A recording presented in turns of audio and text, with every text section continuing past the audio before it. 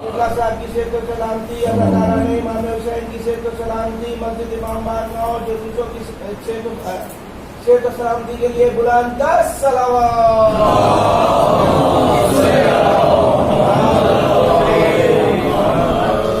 سورۃ الفاتحہ. بسم اللہ الرحمن الرحیم. مالک یوم الدین.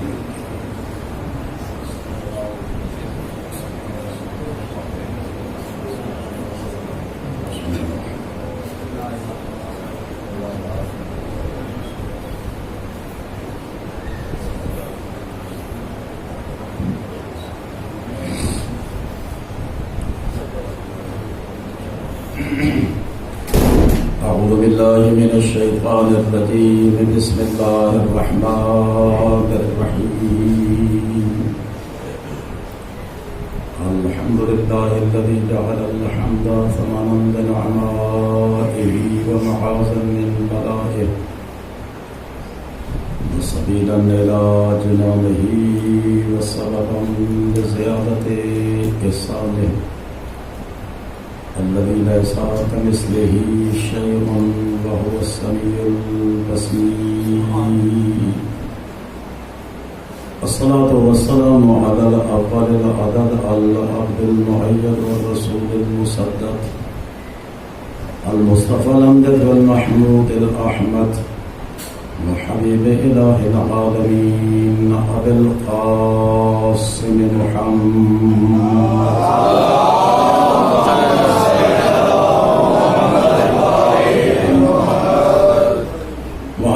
الطيبين الطاهرين المعصومين واللعنة الدائمة على أعدائهم أجمعين من يوم عداوتهم إلى يومنا هذا ومن يومنا هذا إلى يوم الدين وبعد يوم الدين. أما بعد. بسم الله الرحمن الرحيم. ألم تروا أن الله سخر لكم ما في السماوات وما في الأرض وأسبغ عليكم نعمه ظاهرة وباطنة. صلوات محمد.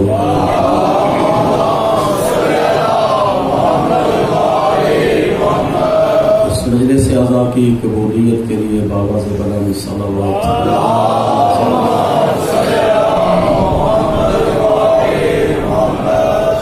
تعجیل ظہور امام زمان علیہ السلام کے لیے صلوات.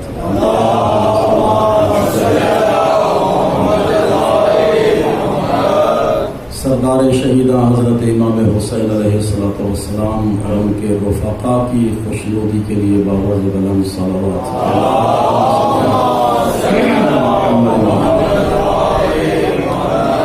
اس مالک الجزر کی بارگاہ میں التجا ہے پروردگار سید الشہداء کے صدقے ہم سب کے مرحومین و مرحومات اور وہ مومنین کہ جو پچھلے سال صف عزائے سید الشہداء پہ موجود تھے اور آج دنیا میں نہیں رہے، ان کی بخشش اور مغفرت، بانی مجلس کے مرحومین و مرحومات کی بلندی درجات اور خداوندہ آل محمد کی عزت کا واسطہ جو مومنین مومنات اس وقت مریض ہیں اور بالخصوص کورونا کی بیماری میں ہیں، انہیں صحت کامل و عاجل عطا فرمائے. خداوندہ کچھ مومنین ہیں جنہوں نے بالخصوص التماس سے دعا کی ہے. امجد جعفری پوری فیملی کورونا میں مبتلا ہے، کچھ افراد ہسپتال میں ہیں، کچھ گھر میں ہیں. پروردگار تجھے بیمار کربلا کا واسطہ ان مریضوں کو بھی اور ہمارے عزیز و اقارب میں ابھی جو زیدی صاحب کا نام دیا گیا انہیں بھی، علاوہ ازیں جو باقی امراض میں مبتلا ہیں، پروردگار ان سب کو صحت کامل و عاجل عطا فرمائے. پروردگار ہم التجا کرتے ہیں کہ ذلت کی موت سے محفوظ رکھنا، عزت کی موت عطا کرنا. پروردگار اس وطن عزیز کی ہمیشہ حفاظت فرما، اس کے داخلی خارجی دشمنان کو نصف و نابود فرما. جلسے جلوس جو آج سے شروع ہو رہے ہیں پوری دنیا میں پروردگار تو ہی ان کا محافظ ہے.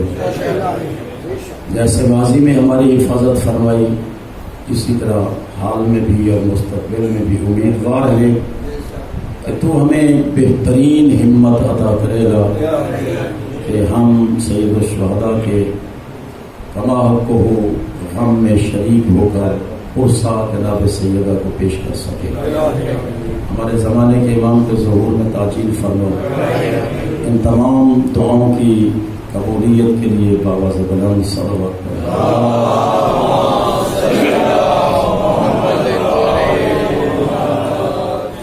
آج چونکہ ورکنگ ڈے بھی ہے تو بعض آباد نے دفاتر وغیرہ جانا ہے تو زیادہ زحمت تو ارادہ نہیں ہے، لیکن اگر کوئی 5-4 منٹ اوپر ہو جائیں تو معذرت چاہوں گا کیونکہ وقت کافی گزر چکا ہے. اللہ رب العزت آپ کی تمام مشکلات کو حل فرمائے. اللہ رب العزت نے جتنا پرچار، جتنا زور، جتنا بیان اپنی توحید اور قیامت کے متعلق دیا ہے، اتنا کسی اور چیز پر زور نہیں دیا ہے. اول سے آخر تک پڑھیں توحید ہی توحید ہے، اور دوسرے نمبر پر قیامت کا تذکرہ ہے. ان دو چیزوں پر کیوں زور دیا گیا؟ اس کی حقیقت یہ ہے کہ دین جو بھی ہو اس دین کی بنیاد اول سے لے کر آخر تک توحید پر رکھی گئی ہے. اگر کسی کا نظریہ توحید درست نہیں ہے اور باقی سب کچھ کرتا رہے تو اس کا کوئی عمل قابل قبول نہیں. مثال کے طور پر یہ تو مسلم ہے تمام مذاہب میں کہ جب قبر میں انسان جائے گا تو وہاں پہ کوئی سوال کیے جائیں گے. ان میں سے پہلا سوال کیا ہے؟ من ربک، تیرا رب کون ہے؟ اب اگر کسی نے کہہ دیا کہ میرا رب فلاں ہے، بس یہیں پہ فیصلہ ہو گیا. اگلا سوال نہیں پوچھا جائے کہ تیرا رسول کون ہے. تیرا رسول کون ہے یہ سوال اس وقت پوچھا جائے گا جب نظریہ توحید ٹھیک بتائے. اگر نظریہ توحید غلط ہو گیا دوسرے سوال کی نوبت ہی نہیں. یہ نہیں ہے کہ دنیا کے امتحان جیسے ہے کہ اس امتحان میں ہمیں 8-10 سوال دیے گئے، لو جی بے ترتیب جیسے تمہارا دل چاہے ان میں سے 10 حل کر لو. 12-14 دیے گئے اور اس میں ترتیب کی بھی شرط نہیں ہے. 8واں پہلے کرنا چاہو تو وہ کر لو، پہلا پہلے کرنا چاہو تو وہ کر لو. ہمارے دنیا کے امتحان میں یہ گنجائش ہے، لیکن اس امتحان میں یہ گنجائش نہیں ہے. پہلے کا سوال پہلے نمبر پہ،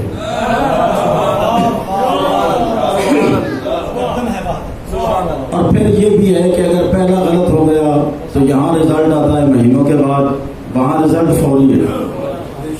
ادھر سے سوال ادھر سے جواب، ادھر سے پاس یا فیل. اس میں تاخیر نہیں ہے، فوری جواب ہے کہ ہاں تو پاس ہو گیا یا فیل ہو گیا. پاس اور فیل کی دلیل کیا ہے؟ پاس اور فیل کی دلیل یہی ہے کہ اگر پاس ہے تو اگلا سوال پوچھا جائے گا، اگر فیل ہے تو جہنم رسید ہو جائے گی. اب دوسروں کو ہم چھوڑ دیتے ہیں. اگر ہم میں سے ہی کسی نے کہہ دیا کہ میرا رب تو علی ہے، میرا خدا تو علی ہے، اچھا تو جب مزے کی بات یہ ہے کہ جب تیسرا سوال آئے گا من اماموں کا تو پھر کس کا نام ہوتا ہے؟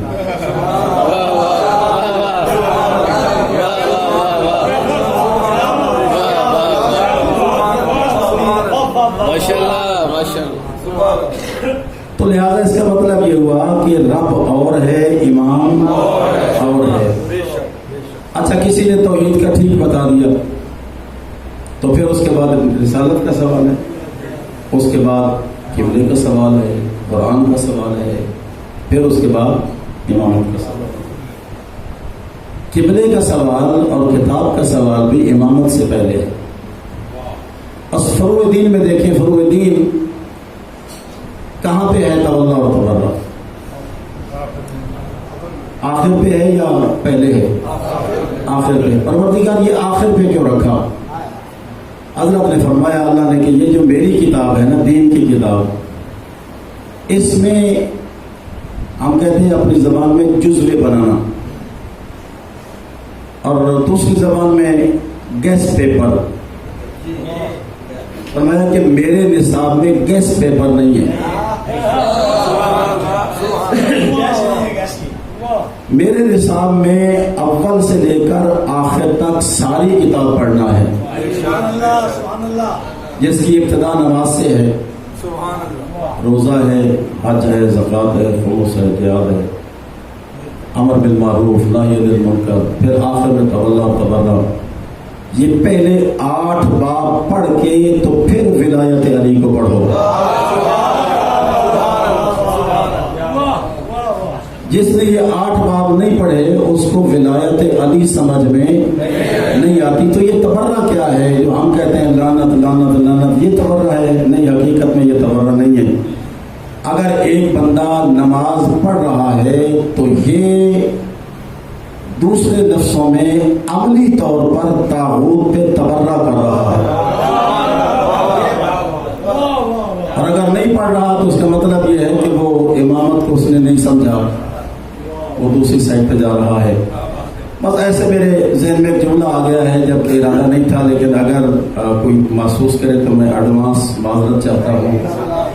لیکن یہ ممبر وہ ہے کہ جہاں پہ حق بیٹھتا ہے اور حق بیان کرنے کا حکم ہے. حضرت آیت اللہ حافظ بشیر حسین صاحب قبلہ کی خدمت میں موجود تھے. پاکستانی قافلہ ان کی مہربانی ہے کہ بڑا ٹائم دیتے تھے. 1.5 گھنٹہ گزر گیا، ہر ایک کے سوالات تھے، وہ جواب دے رہے. ظاہر ضعیفی ہے، سارے دن کی تھکاوٹ ہے. تو کسی نے کہہ دیا کہ قبلہ پاس یہ آخری سوال آپ محسوس نہ کرنا. مجھے کہا نہیں بیٹا، پاکستانیوں کے لیے کوئی آخری ٹائم نہیں ہے، آپ یہ سمجھیں کہ یہ تیرا پہلا سوال ہے. اپنی محبت دیکھیں کتنی محبت فرما رہے. تو اسی میں ایک سلام صاحب تھے، تو اس نے تازہ چہرہ بنایا ہوا تھا. تو اس نے کہا قبلہ دعا کرنا، کل ہم جا رہے ہیں کربلا. میں پھر پوچھا کیا؟ کل ہم کربلا جا رہے ہیں، دعا کرنا. ٹھیک ہے جی میں دعا وہ ہوں، خدا آپ کی حفاظت فرمائے. لیکن میری ایک نصیحت یاد رکھنا، جب جاؤ نا ذریعے سید الشہداء پر تو اپنا دایاں رخسار رگڑ کے بایاں رخسار رگڑ کے کہنا فرزند زہرا تیرا زائر آ گیا ہے، یزید کی سنت پہ عمل کر. اس کا مطلب کیا ہوا کہ یہ رکھ لینا یہ تولا ہے، اور مٹا دینا تبرع ہے.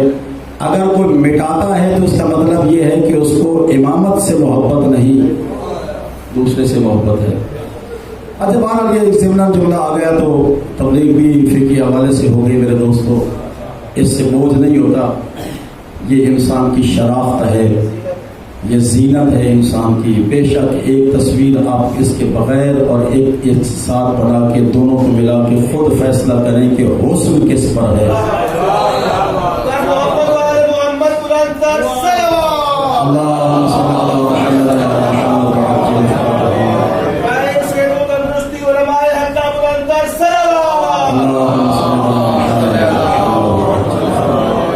تو ہم بات کر رہے تھے نصاب کی. اس نصاب میں ترتیب لازم ہے. پہلا سوال، دوسرا سوال، تیسرا سوال، چوتھا سوال. جب یہ پہلے سوالوں کے جواب مکمل دے گیا تو پھر امامت کا سوال ہے. اور اگر ان میں سے کسی کا جواب نہ دے سکا تو سوال و جواب کا سلسلہ وہیں پہ سٹاپ ہو جائے گا، اگلا سوال نہیں پوچھا جائے گا. پروردگار اتنے سخت ممتحن، اتنا سخت امتحان کہ 1% بھی گنجائش نہیں ہے. ہمارے دنیا کے امتحانوں میں تو بڑی بڑی گنجائشیں ہوتی ہیں، 100 نمبر کے بجائے 33 لیں گے پاس ہو جاتے ہیں. وہاں تجھے کوئی سوالوں میں گنجائش بھی نہیں ہے اور نمبروں میں بھی گنجائش نہیں ہے. تو اتنی سختی کیوں ہے؟ اللہ فرماتا ہے کہ ذرا دیکھو نا، وہ اپنا نصاب چھپا کے رکھتے ہیں. میں نے پہلے بتا دیا ہے کیا پوچھا جائے گا.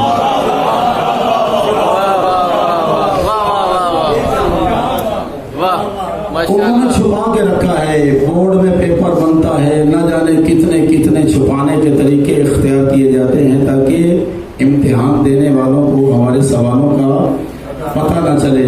लेकिन मैं अल्लाह ने तो तुम्हारे पैदा होने से पहले बता दिया था कि कब्र में तुमसे क्या क्या पूछा जाएगा, तो आप तैयारी करके क्यों नहीं है? मैं जो निसाब पहले बता चुका हूँ, तो अब गुंजाइश की कोई सूरत नहीं है। जिसका नजरिया तौहीद दुरुस्त होगा, नजरिया रिसालत दुरुस्त होगा, किबला दुरुस्त होगा, किताब दुरुस्त होगी, इमामत का सवाल दुरुस्त होगा, उसको जन्नत की हवा मिलेगी।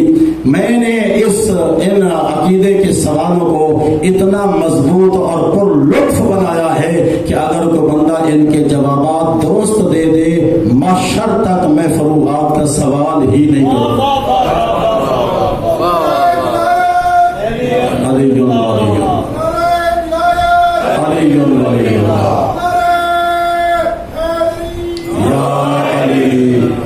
मैं किसी पे तनकीद नहीं करूंगा, लेकिन ये हर एक को मानना है कि इमाम बरहक अली इब्न अबी तालिब है। हम एक कलमा कहते हैं व खलीफतुहु बिला फस्ल। इसके मतलब का पता है, इसका माना क्या है? वो दोस्त भी ज़ाहिरी लफ्ज़ों को माना लेकर हमारे पीछे पड़े हुए हैं और कई दफ़ा मुतालबा कर चुके हैं कि ये व खलीफतुहु बिला फस्ल नहीं होना चाहिए। अली और वलीउल्लाह कहते रहो, हमें कोई इख्तलाफ नहीं, लेकिन व खलीफतुहु बिला फस्ल ये नहीं होना चाहिए। अबू धाबी में तो बाकायदा एक दफ़ा जाके वफद मिला, तो उनसे कहा कि जी आप पाबंदी लगाएंगे, ये लफ्ज़ नहीं होना चाहिए। तो उन्होंने कहा मैं क्यों पाबंदी लगाऊं? अगर वो कहते हैं अली के मुताल्लिक़ व खलीफतुहु बिला फस्ल, तुम कहा करो अशहदु अन्ना अबा बकर वलीउल्लाह व खलीफतुहु बिला फस्ल।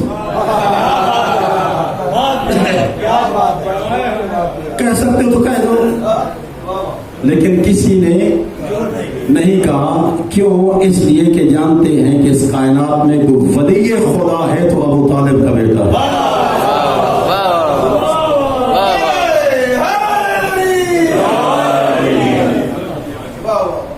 तो उन्होंने ये समझा कि वह खलीफतुहु बिला फस्ल का मतलब ये है कि दरमियान से तीन निकाल दिए गए हैं खुलफा, और अमीरुल मोमिनीन को बिला फस्ल खलीफा बना दिया। अगरचे लफ्ज़ों का माना यही है, लफ्ज़ों का मतलब यही है, लेकिन एक मानवी मतलब भी है। अगर हम मान लें कि अमीरुल मोमिनीन व खलीफतुहु बिला फस्ल नहीं है, पहले हजरत अबू बकर है, दूसरे नंबर पे हजरत उमर फारूक, तीसरे नंबर पे हजरत उस्मान गनी और चौथे नंबर पे अली खलीफा है। अगर ये मान भी लें तो वो जो मानवी माना है उसका क्या करेंगे? उसका जवाब तुम दे दो, इसका मानने के लिए हम तैयार हैं। वो जवाब क्या है? पैगंबर इस्लाम ने व खलीफतुहु बिला फस्ल का मतलब ये बताया कि या अली, कायनात आलम में जिस जिस चीज पर मेरी रिसालत है उस चीज पर तेरी विलायत है।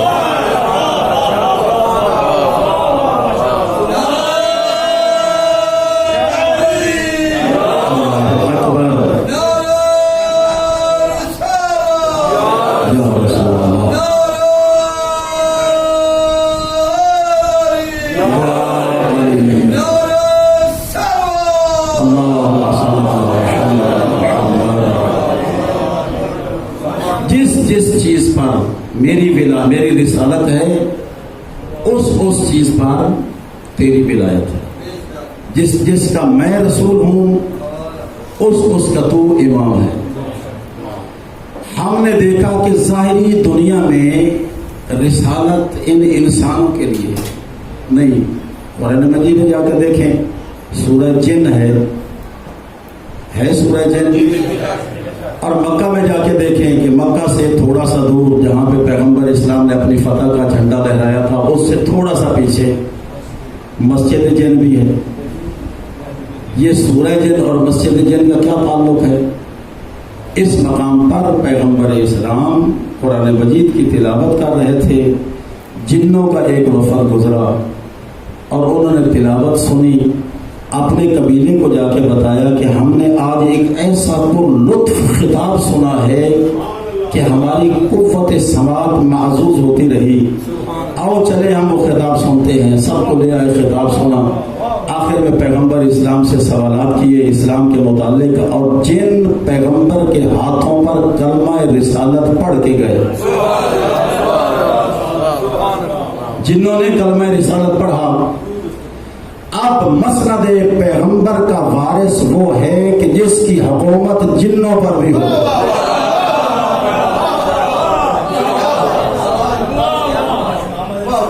جس کی حکومت اور ولایت امامت جنوں پر بھی ہو. تو آپ ہمیں دنیا میں دکھاؤ کون ہے وہ جس نے جنوں پہ حکومت کی ہے. اگر علی کے علاوہ کوئی ہے تو وہ خلیفۃ ہو بلا فصل ہے, اور اگر علی ہے تو پھر علی خلیفۃ ہو بلا فصل ہے. اور ایک اس کا مشاہدہ اس وقت بظاہر مسجد کوفہ میں موجود ہے. مسجد کوفہ کا ایک دروازہ ہے جس کا نام ہے باب ثعبان, سے عین بے الف نون, ثعبان. ثعبان کسے کہتے ہیں؟ بہت بڑا سانپ, بہت بڑا سانپ. ایسے ایسے سانپ بھی ہیں کہ جو ایک ایک انسان کو پورے کو نگل جاتے ہیں. تو اس کا نام کیوں رکھا باب ثعبان؟ اور پھر اس کو نام کو بدلا بھی گیا. جب امیر شام کی حکومت آئی نا مکمل حضرت امیر المومنین کے قتل کے بعد, تو انہوں نے اس دروازے پہ ایک ہاتھی بندھوا دیا. ایک عرصے تک ہاتھی بندھا رہا, اور اس دروازے کا نام رکھا باب الفیل. کیوں رکھا؟ تاکہ وہ جس کو نہیں پتا نا ثعبان والا, ایک نسل کو پتا آگے نہیں پتا چلے گا, تو وہ ثعبان والا معنی ذہن سے نکل جائے. لہذا دروازے پہ ہاتھی بدوا دیا تاکہ باب الفیل کے نام سے مشہور ہو جائے, اور بولا جاتا رہا. لیکن خدا کا کرنا ایسا ہوا کہ جب بنی امیہ کی حکومت زائل ہو گئی تو علی کی حکومت پھر شروع ہو گئی. یہ عرصہ دراز تک باب الفیل رہا, اسی کے بعد پھر وہ باب ثعبان کہلانے لگا. آج بھی باب ثعبان ہے. اس کو باب ثعبان کیوں کہا گیا؟ اس کی وجہ یہ ہے کہ امیر المومنین مسجد کوفہ میں منبر پہ خطبہ دے رہے تھے. اس دروازے سے ایک بہت بڑا سانپ لہراتا ہوا داخل ہوا. مجمع نے دیکھا, وہ فرار کر گیا. اور یہ فطرت انسان ہے کہ انسان کو سانپ سے بڑا ڈر لگتا ہے. اگر ہم کسی کو یہ کہیں کہ جی وہ غاروں میں کپڑے پھاڑ پھاڑ کے دے رہا تھا, تو اس میں بیچارے کا کیا قصور ہے؟ انسان ڈرتا ہی ہے سانپ سے.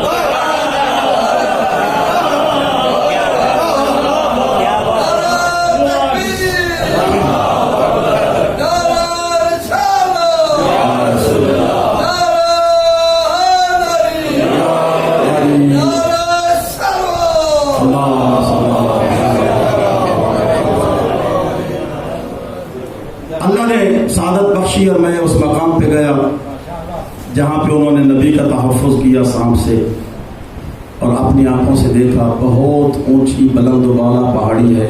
ممکن ہے کہ آپ میں سے بھی کوئی اس پہاڑی پہ گیا ہو. آج کل سیڑھیاں بن چکی ہیں اور ان سیڑھیوں کی وجہ سے چڑھنا بڑا آسان ہے, لیکن جس وقت میرا نبی چڑھا تھا اس وقت سیڑھیاں نہیں تھیں اور رات کو گئے تھے. بڑا کٹھن چڑھائی ہے اس کی. تو جب سیڑھیاں نہیں تھی تو پتہ نہیں اس وقت کیا تھا, پھر رات کا اندھیرا بھی تھا. تو میں جب وہ آخری بلندی پہ پہنچے نا, تو ایک صاحب وہاں پہ کھڑے ہو کر تھک ہار کے, بوڑھا آدمی تھا, تو نہ جانے کیا کیا کلمے کہہ رہا تھا. قربان جاؤں اس ذات پر جو پیغمبر کو کندھوں پہ اٹھا کر یہاں تک لائی. بہاولپور کا آدمی تھا, اور وہاں پہ کھڑے ہو کے اپنے تنہائی میں یہ کلمے کہہ رہا تھا. میں نے آگے پیچھے دیکھا کہ چلو موقع ہے تھوڑا سا سوال و جواب کر لیتے ہیں. میں نے کہا بزرگوں آپ کے پاس تو وزن تو نہیں ہے نا؟ جی نہیں. تو میں نے کہا آپ اتنی بلندی پہ چڑھ کے آئے, کیا فیل ہو رہا ہے؟ تو یہ دیکھ رہے ہو کہ سانس سے سانس ہی نہیں مل رہا. تو میں نے کہا کہ جو اٹھا کے لایا تھا نا وہ بھی آپ کی ایج کا تھا. آپ خالی ہاتھ تھک گئے اور وہ 40 سال کے نوجوان کو اٹھا के ला रहा है, चलो 50 साल सही, 50 साल के नौजवान को उठा रहा है और सीढ़ियां भी नहीं थी। अब अंदाजा करें कि वो कैसे चढ़ा होगा, कैसे उठाया होगा। कुर्बान जाऊं उस जात पर जिसने अपने कंधों पर नबी को बिठाया। लेकिन थोड़ा सा इंसाफ करो, जिनको सारी जिंदगी नबी उठाते रहे वो याद न रहे, और जिसने एक बार नबी को उठाया उसके कलमे पड़ रहे हो।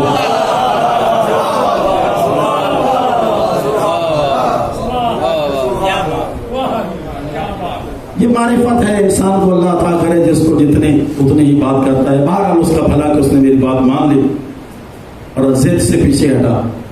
तो मैं कह रहा था बाब सुबान, हजरत खुतबा दे रहे थे, सांप लहराता हुआ आया, मजमा सारा भाग गया।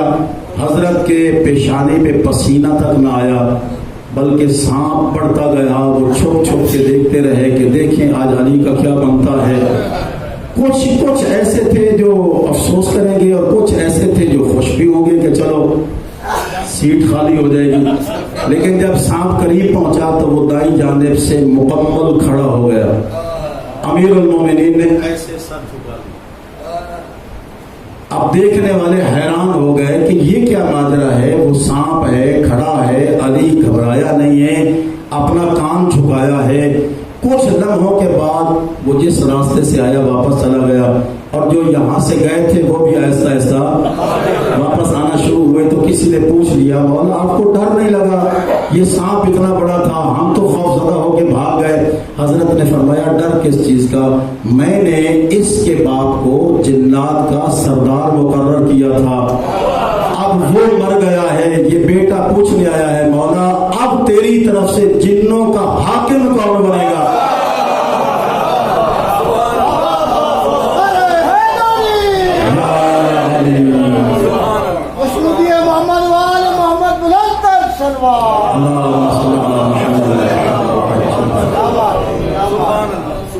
कौन है जिन्नों का हाकिम आपकी तरफ से नुमाइंदा? मैंने इसको सरदारी अदा की है। ये कौन है? जिन्न। और ये वाकया हमारी कुतुब में सिर्फ नहीं है, मस्जिद कूफा भी गवाही दे रही है और हर फिरके की किताब भी गवाही दे रही है कि ये वाकया कूफा में पेश आया। अब हमारा सवाल ये है कि हम जिसको कहो खलीफा तो हो बिला फसल मानने के लिए तैयार हैं, लेकिन बताओ कि उसकी जिन्नों पे हुकूमत है या हुकूमत नहीं है? इसी तरह मेरे नबी की जानवरों पे हुकूमत है, हशरात पे हुकूमत है, दरख्तों पे हुकूमत है, ज़र्रात पे हुकूमत है, पहाड़ों पे हुकूमत है, हर शय पर उसका मेरे रसूल की हुकूमत है। तो फिर उसकी मसनद को भी उस मकाम पर उसको आना चाहिए कि जिसका बाद अज़ रसूल कायनात के जर्रे जर्रे पर हुकूमत कायम हो। तो अल्लाह ने निसाब बता दिया कि ये निसाब है, इसकी तैयारी कर लो। और तैयारी के लिए 60 साल 70 साल दे दिए। सवाल चंद एक है और तैयारी के लिए उम्र 60-70 साल दे दी। तैयारी करते रहो। और भाई जब निसाब भी ओपन है और तैयारी का वक्त भी बहुत है, तो फिर सवालों के जवाबों में गुंजाइश कैसी? याद रखें, अगर कोई तौहीद का सवाल का जवाब दुरुस्त देगा तो रिसालत का आएगा, रिसालत का जवाब दुरुस्त हुआ तो किबले का आएगा, किबले का सवाल दुरुस्त हुआ तो किताब का आएगा, किताब का सवाल दुरुस्त हुआ तो फिर इमामत का सवाल आएगा।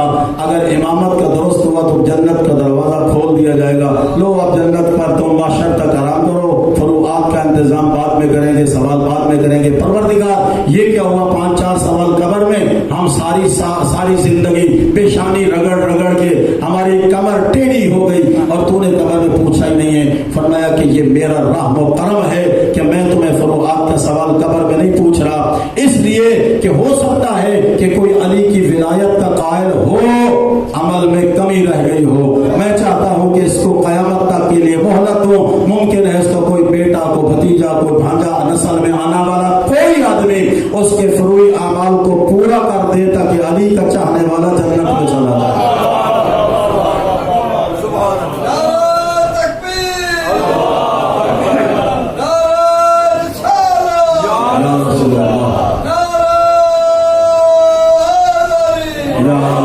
العالمین.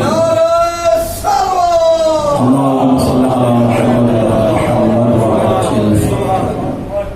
میرے دوستو، نظریہ توحید یہ سب سے پہلے مست ہے. اس میں اگر کمی بیشی ہوئی تو پھر بخشش کی توقع نہیں ہے. حضرت لقمان نے اپنے بیٹے سے کہا تھا ان الشرک لظلم عظیم، بیٹا گناہوں میں سے سب سے بڑا گناہ شرک ہے.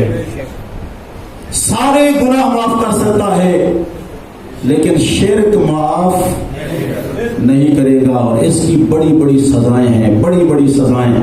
اب میں سزا تو نہیں کہوں گا نبیوں کے متعلق، لیکن ترک اولا یہ اس قسم کے لفظ استعمال کیے جاتے ہیں. حضرت یوسف نے 2 قیدیوں میں سے ایک سے کہا تھا کہ جب تو رہا ہو کے جائے نا تو میری اسیری کا بھی تذکرہ کر دینا کہ بے گناہ ہوں اور اسیر ہوں، مجھے رہا کیا جائے. اللہ نے اس کے ذہن سے بھی نکال دیا، تذکرہ یاد نہ رہا، اور 7 سال قید اور بڑھا دی. حضرت یوسف نے جب سوال کیا تو فرمایا یوسف بتا تجھے پیدا کس نے کیا تھا، یہ تجھے حسن کس نے دیا تھا، یہ تجھے مصر تک کنویں سے نکال کر کس نے پہنچایا تھا، پروردگار وہ تیری ذات ہے. تو اللہ نے فرمایا کہ پھر رہائی کے لیے میرے غیر سے جا کے تذکرے کرتا ہے، مجھے کیوں نہیں کہتا کہ میں تیری مشکل کو حل کروں. توحید کے مقابلے میں کسی کو نہ لانا. کائنات کا سب سے بڑی شخصیت میرا نبی ہے، لیکن اس کی ادھر تو گواہی دیتے ہیں وہ اشہد ان محمدا عبدہ ورسولہ، کہ میں گواہی دیتا ہوں کہ پیغمبر عبد خدا ہے. عبد خدا، عبد کا مطلب کیا ہے؟ ہم کہتے ہیں بندہ، لیکن اس کا لغت میں جو نام ہے نا، معنی ہے وہ آپ کا معنی ہے غلام، خدمت گزار، فرما بردار. اشہد ان محمدا عبدہ، وہ محمد اس کا عبد ہے. تو اب علی کون ہے؟ وہ اعلان کرتے ہیں انا عبد من عبید محمد، میں محمد کے غلاموں میں سے ایک غلام ہوں، اور محمد کہتے ہیں کہ میں اس کے فرما برداروں میں سے ایک فرما بردار ہوں. ہاں یہ نظریہ درست ہے کہ علی عبد مصطفیٰ ہے اور مصطفیٰ عبد خدا ہے، لیکن ہمارا یہ نظریہ 100% درست ہے کہ سب سے پہلی ذات کا اس کائنات میں بلند ترین مقام مقام توحید ہے، دوسرے مقام پر مقام رسالت مصطفیٰ ہے، اور تیسرے مقام پر پوری کائنات سے افضل ہے میرا طالب. اور اتنی افضلیت ہے کہ رہتی دنیا تک خدا کسی کو زندگی دیتا ہے تو علی کے صدقہ میں، رزق دیتا ہے تو علی کے صدقہ.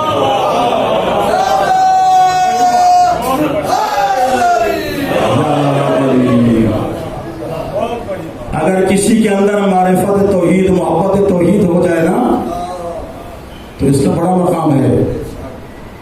یہ محبت، محبوب، حبیب، یہ 3 لفظ ہیں. حبیب محبت کرنے والا، محبوب جس سے محبت کی جائے، اور ان کے درمیان جو رشتہ ہے وہ کیا ہے؟ محبت. درمیان میں محبت، ایک طرف ادھر ایک طرف ادھر، ادھر حبیب ادھر محبوب. پوری کائنات حبیب ہے اور ذات احدیت محبوب ہے. پوری کائنات حبیب محبت کرنے والے، اور اللہ کی ذات محبوب. لیکن مصطفیٰ کا مقام یہ ہے کہ وہ حبیب ہے، یہ محبوب ہے. وہ حبیب ہے، یہ محبوب ہے. تو اس کا مطلب یہ ہوا کہ جس سے ساری کائنات محبت کرے اسے خدا کہتے ہیں، جس سے خدا محبت کرے اسے مصطفیٰ کہتے ہیں. یہ ہمارے ایک آرٹیکل لکھنے والے بڑے دانشور اشفاق احمد صاحب تھے، وہ بڑی اچھی باتیں کرتے ہیں، کبھی سنا کریں انشاءاللہ. بہت اچھی باتیں بعض اوقات انسان کے منہ سے نکل جاتی. وہ فرماتے ہیں کہ میں دنیا کو لیکچر دیتا ہوں، لیکن ایک دن نا میرے پوتے نے مجھ سے سوال کیا، دادا جان یہ محبوب کسے کہتے ہیں؟ محبوب کسے کہتے ہیں؟ محبت کیا ہے؟ محبوب کسے کہتے ہیں؟ مختصر جواب ہے.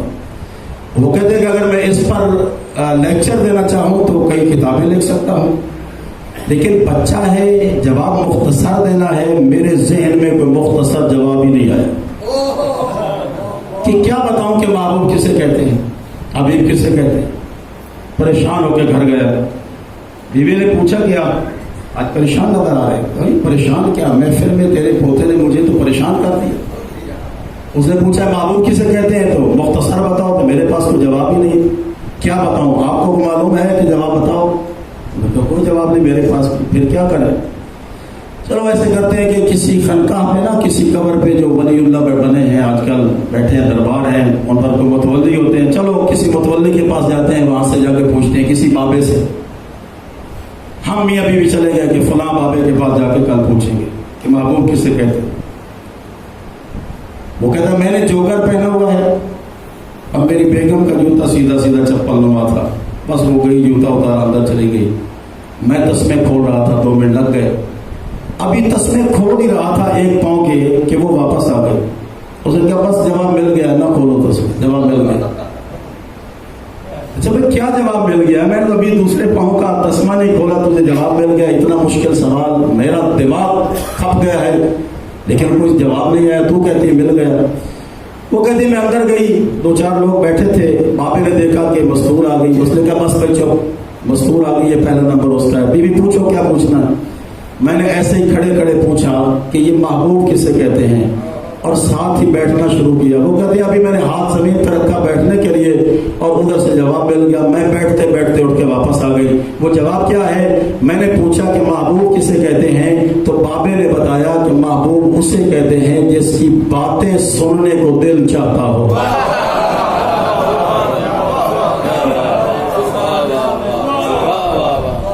جس کی بات پہ غصہ نہ آئے، جس کی باتیں سننے پر دل چاہتا ہو۔ اب پتا چلا کہ وہ حبیب کیسا ہے، یہ محبوب کیسا ہے، وہ حبیب کیسا ہے، یہ محبوب کیسا ہے۔ وہ ایسا حبیب ہے کہ اس محبوب کی باتیں سننے پر ناز محسوس کرتا ہے۔ تو اے مصطفیٰ آپ تو ہیں محبوب خدا، کائنات میں کوئی تیرا محبوب بھی ہے؟ فرمایا کیوں نہیں، میرے وہ محبوب ہیں جنہیں میدان مباہلہ میں لے گیا تھا۔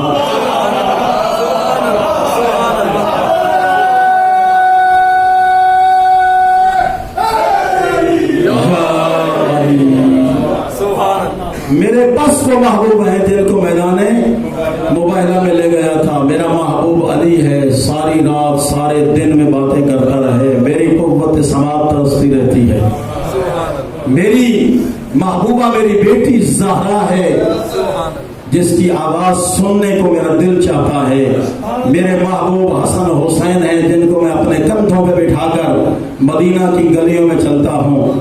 دیکھو اگر آج کوئی بڑے عہدے پہ فائز ہو، بڑے عہدے پر کوئی مثلاً SHO لگ جائے، کوئی DSP SP DIG کوئی جج ہو، کبھی کسی کو دیکھا کہ اپنے بیٹوں کو کندھوں پہ بٹھائے اور باہر لے کے چلے؟ وہ کہتے میرے ملازم موجود ہیں یہی کام کریں گے، میرا اٹھانا تو بازار میں لے کے چلنا توہین ہے، اور بھائی تو نبی سے بڑا ہے؟ نہیں، پیغمبر تو وہ ہے کہ جس کے غلام فرشتے تھے، فرشتوں سے کہہ سکتے تھے میرے حسنین کو اٹھاؤ، لیکن نہیں، ایسے محبوب ہیں کہ اپنے کندھوں پہ بٹھانا فخر محسوس کرتے ہیں۔ اور جب کسی نے کہا کہ اے ابن زہرا، اے زہرا کے بیٹو تمہیں مبارک ہو، کتنی اعلیٰ درجے کی سواری تمہیں ملی ہے، کتنی اعلیٰ درجے کی سواری ملی ہے۔ پیغمبر کے قدم روک گئے، بولا میرے پیارے ادھر آ، ادھر آ۔ حضرت کی خدمت میں حاضر ہوا، کہا کہ انہیں مبارک نہ دو، میں محمد کو مبارک دو کہ یا رسول اللہ آپ کو مبارک ہو، آپ کو سوار کتنے اعلیٰ درجے کے ملے۔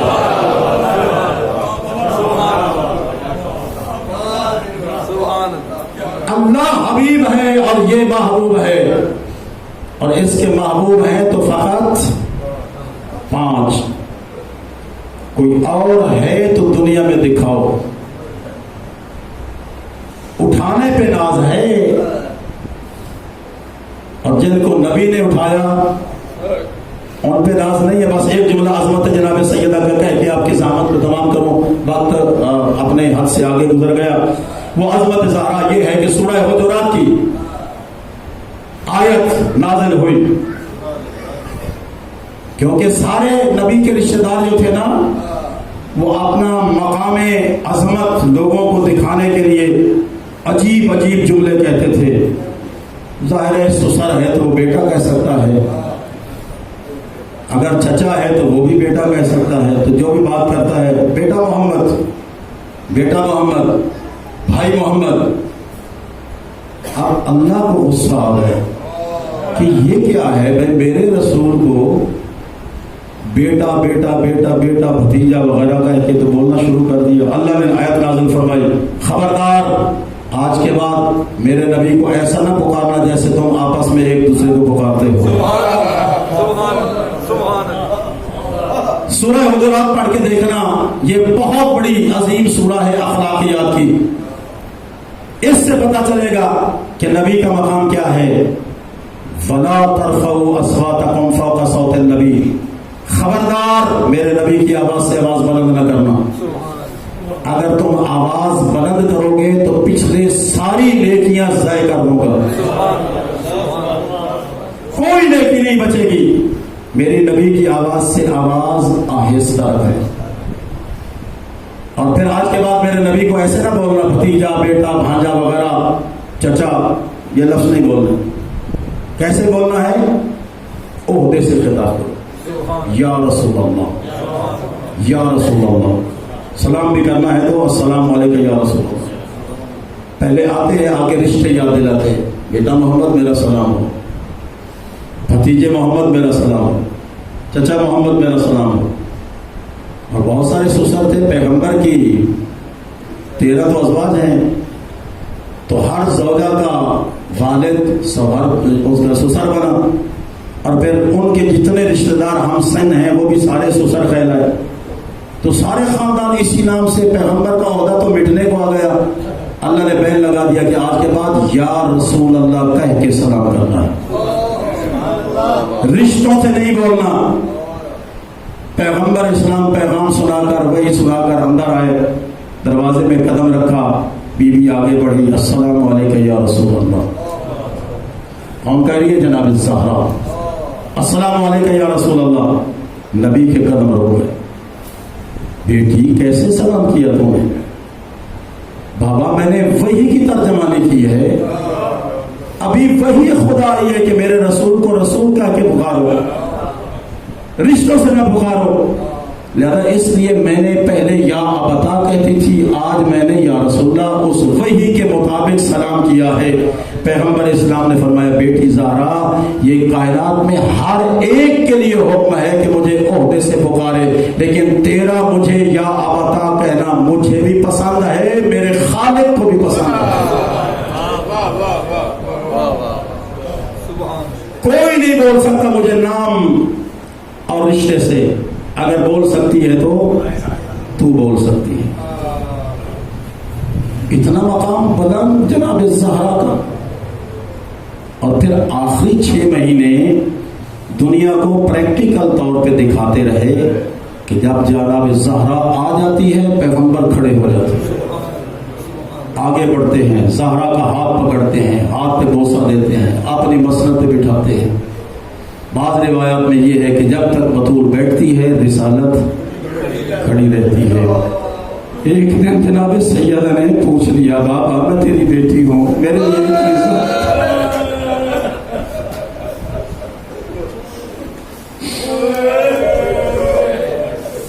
اتنی زحمت. بوڑھا باپ رسول کھڑا ہے، آگے بڑھ کے میرا استقبال کر رہا ہے، بابا ایسا کیوں ہے؟ تو نبی نے فرمایا بطول میں اپنی مرضی سے نہیں، اس خالق کا حکم ہے کہ میرا نبی جاتے جاتے امت کو بطول کا مقام دکھا دو کہ بطول کا وہ مقام ہے جس کے لیے رسالت کھڑی ہوتی ہے، جس کے دروازے پر رسول کے قدم رکتے ہیں. کہیں ایسا نہ ہو کہ تیرے جانے کے بعد اسی دروازے پہ آگ آ جائے اور لوگ کھڑے ہو کے گستاخیاں کرنا شروع کریں. کسی نے وکالت کرتے ہوئے کہا تھا کہ وہ آگ لائے تھے، لگانے کی دھمکی دی تھی، لگائی نہیں تھی. اور بندہ خدا ذرا سوچ تو صحیح کہ دھمکی کس کو دے رہے ہیں؟ کیا یہ وہی بنت پیغمبر ہے کہ جس کے لیے پیغمبر کی ذات کھڑی ہوتی تھی، اس زہرا کو تو دھمکی دے رہے ہو؟ آج ہم اس بطول کی خدمت میں اس پوتے کا پرسہ پیش کرنے جا رہے ہیں جس کے سر سے بچپن سے باپ کا سایہ اٹھ گیا تھا.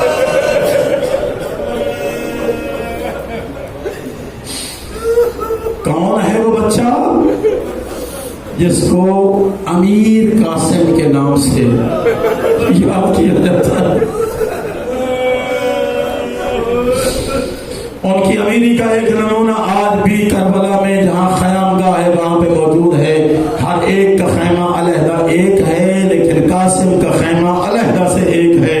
گویا قیامت تک کے لیے جناب قاسم کی عمارت کو میرے مولا نے باقی رکھا ہے اور قاسم کے خیمے کو علیحدہ بنایا. اور یہ قاسم کی مظلومیت ہے، اور شاید اور یقیناً تاریخ کائنات کا یہ انوکھا پہلا اور آخری واقعہ ہے کہ کسی غریب کے غریب تر کا جنازہ قبرستان سے واپس نہیں آتا، جو قاسم کے بابا حسن کے ساتھ ہوا ہے. یہ کفن پہن کر سفید جنازہ بھیجا گیا، لیکن جب واپس آیا تو کفن کا رنگ بدلا ہوا تھا. میرے آقا نے اپنے گھر کے 2 دروازے بنائے تھے، ایک دروازہ مسجد النبی کی طرف کھلتا ہے، ایک بقی کی طرف کھلتا ہے. لیکن بقی کا دروازہ علی کی زندگی میں کبھی نہیں کھلا. تو ایک بار جناب سید زینب نے پوچھا، بابا یہ دروازہ بنایا تھا لیکن کبھی کھولا نہیں ہے، اس کے نہ کھلنے کی کیا وجہ ہے؟ تو میرے آقا نے رو کے فرمایا، میرے بعد ایک وقت آئے گا اس دروازے کو کھولنے کی ضرورت پڑے گی. جب جنازہ قبر پیغمبر سے واپس آیا، اب دوبارہ اس دروازے سے نہیں بلکہ بقی والے دروازے سے باہر گیا ہے. تو جناب حسن مجتبیٰ کا واحد جنازہ ہے جو قبرستان میں جا کر واپس آیا، اور یہ تاریخ کی پہلی مظلومیت اور آخری مظلومیت ہے. لیکن امام حسن مجتبیٰ نے جاتے جاتے قاسم کے دائیں بازو پر ایک تعبیر باندھ دیا اور جناب فروہ سے کہہ دیا، فروہ اگر کوئی زندگی میں مشکل مقام آ جائے نا اور اس کا کوئی حل نہ نکل رہا ہو تو اس تعویذ کو ذرا پڑھ لینا، راستہ مل جائے گا کہ اس کو حل کیسے کرنا ہے. وہ شاید کہ تاریخ عاشور کا خط تھا امام حسن مجتبیٰ کا امام حسین کے نام. جب جناب قاسم اجازت کے لیے گئے ہیں نا علی الصبح، تو قاسم کو اجازت نہیں ملی. ایک بار نہیں کئی بار گئے، اجازت نہ ملی.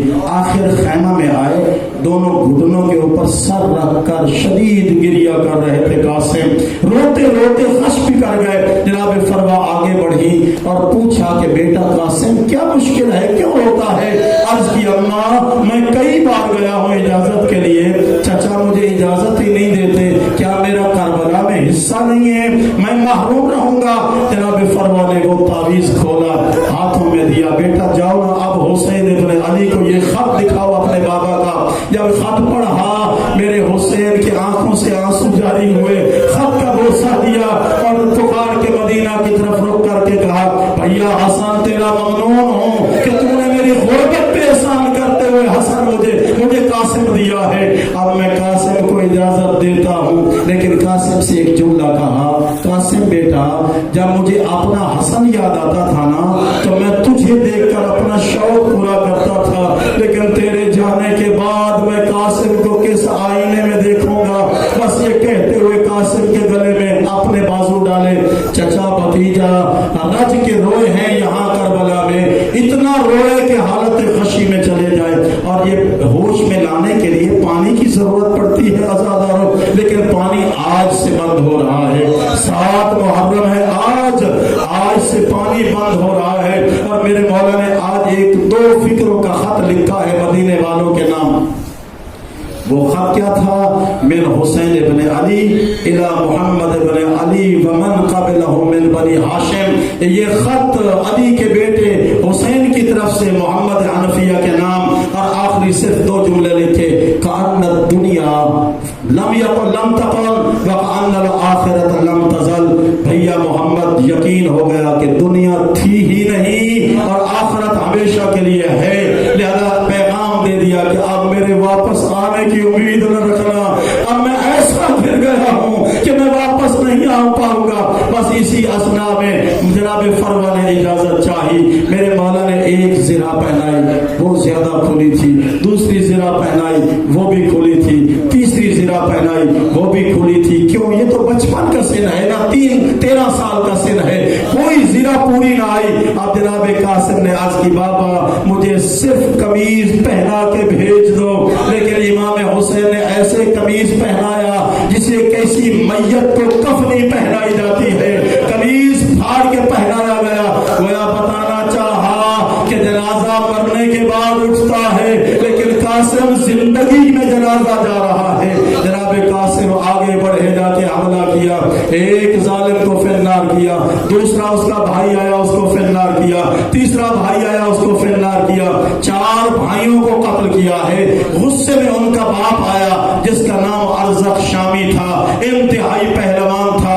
इधर से उस मलऊन का आना था, इधर से प्यासे फजंद ज़हरा के हाथ उठे, परवरदिगार जरा देख ये सैर होके आ रहा है और मेरा कासिम 3 दिन का प्यासा है, मेरे कासिम की हिफाजत करना। लेकिन इसको भी मेरे आका ने कत्ल कर दिया है। इसके कत्ल के बाद इज्तिमाई हमले का हुक्म दिया गया, चारों तरफ से तीरों का भी बरसा। एक लम्हा आया कि कासिम ने खैमा की तरफ रुक करके कहा, अस्सलामु अलैका या अम्मा, चचा मेरा आखिरी सलाम हो, अब मैं घोड़े से उतर रहा हूँ। इधर से हुसैन उठे, मैदान में वारिद हुए, लेकिन हुसैन के पहुंचने से पहले जनाब कासिम शहीद हो चुके थे। ये कातिल कत्ल करके जा रहा था कि मेरे आका ने उस कातिल को फिरनार किया। इसके बाद घोड़े दौड़े, इमाम हुसैन के साथ बाकायदा जंग हुई कासिम तक पहुंचने से पहले, लेकिन ये घोड़े मशरिक की तरफ मगरिब दौड़ गए, मगरिब के घोड़े मशरिक की तरफ दौड़ गए। पूरा मैदान करबला इस जमीन करबला के इस धूल से अटा हुआ था। जब ये धूल बैठी, मेरे आका ने खड़े होकर देखा, कहीं कासिम नजर नहीं आता था। अब इस मकाम पे खड़े होकर हुसैन ने आवाज दी, या बुनैयल कासिम, जरा कहाँ उतरे हो, अपने चचा को आवाज दो। अब हालत क्या थी, हुसैन आगे बढ़ता है, आवाज पीछे से आती है। हुसैन ने मुड़ के देखा, आवाज दाएं से आती है। अब हुसैन ने कैसे लाशा इकट्ठा किया, जैसे सुबह के वक्त में कोई माली अपनी चादर बिछाकर मुख्तलिफ पौधों से फूल तोड़ तोड़ के लाता है। अब हुसैन ने ऐसे लाशा इकट्ठा किया, गठड़ी बनाई, अपने कंधे पे रखी, खैमों के करीब पहुंचे। फरवा ने सर पीट के कहा, ओ बीबी हो, मेरा तो 13 साल का था, ये हुसैन कैसे आ रहा है, ये लाशा कासिम का न लाया, क्या कासिम ने वफा नहीं की? यही सवाल जब फरवा ने सवाल किया है मेरे हुसैन से, तो मेरे मौला ने जवाब दिया, फरवा घबराने की जरूरत नहीं, जैसी वफा तेरे कासिम ने की वैसी कोई वफा रहती दुनिया तक नहीं करेगा। बस यही कलमा कहा, गठड़ी को खोला। जनाब फरवा ने बीबियों को आवाज दी, और बीबियों गवाह है ना, रात को मेरे कासिम ने वादा किया था, अम्मा हर माँ अपने बेटे के लाशे को पहचान के रोएगी, लेकिन तेरा नसीब ये है कि तू अपने बेटे को पहचान भी नहीं सकेगी। खुदा बंदा तुझे निशानी है